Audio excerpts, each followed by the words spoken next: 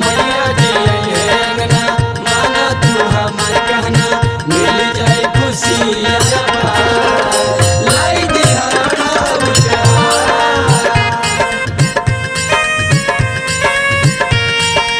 Music by Aarti Chandan studio. अरे अरे मलिया सुनिल बिनतिया करिले गोहारवा हे। अरे अरे मलिया सुनिल बिनतिया करिले गोहारवा हे। आजू घरे आई है सात बहिनिया लई है फुलावा के हारवा हे। आजू घरे आई है सातोरे बहिनिया लई है फुलावा के हारवा हे। मनवा में मैया के चुनरिया गोटेदार सैया ले लिया, मनवा में मैया के चुनरिया गोटेदार सैया ले लिया, ए सैया ले लिया, जाता रहता के बाजार सैया ले लिया, जाता रहता के बाजार सैया ले लिया। गैया के गोबरा से अंगना लिपाई, हजम के पुतवा से चौका पुराई।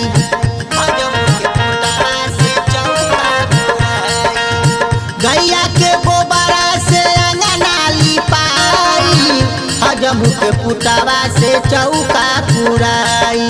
अरे अरे कोहरा सुनिल बिनतिया होई घरवा जाला सवारे।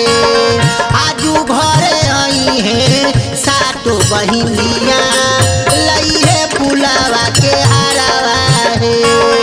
आजू घरे आई है सातो बहिनिया लई है फुलावा के हारवा हे। मैया जी आई है अंगना, माना तू हमार कहना, मिल जाए खुशी लाई दिया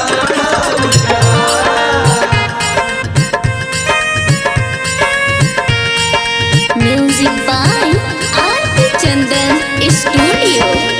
गंगा जी के पनिया से कलशा भराई, गैया के घिउवा से दिया ना जराई।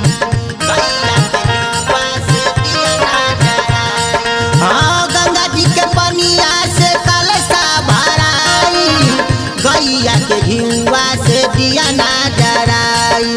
अरे अरे बभनु सुनिल गोहरवा होई घरवा जाला सवाहे। आजू घरे आई है सातो बहिनिया पढ़िया तू पतारवा हे। आजू घरे आई है सातोरे बहिनिया पढ़िया तू पतारवा हे।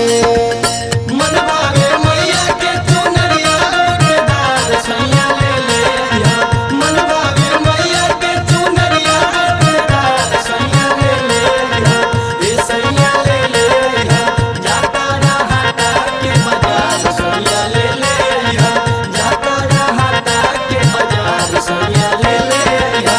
अतुल अमरजीत करी है पूजाई, माई के चरनिया में मनवा लगाई। माई के चरनिया में मनवा लगाई। अतुल अमरजीत करी है पूजाई, माई के चरनिया में मनवा लगाई। कहे बालमिंदर माई के भजनिया ओढ़ी के चुनरिया हे। आजू घरे आई है सातो बहिनिया लई है फुलावा के हारवा हे। आजू घरे आई है सातोरे बहिनिया लई है फुलावा के हारवा हे।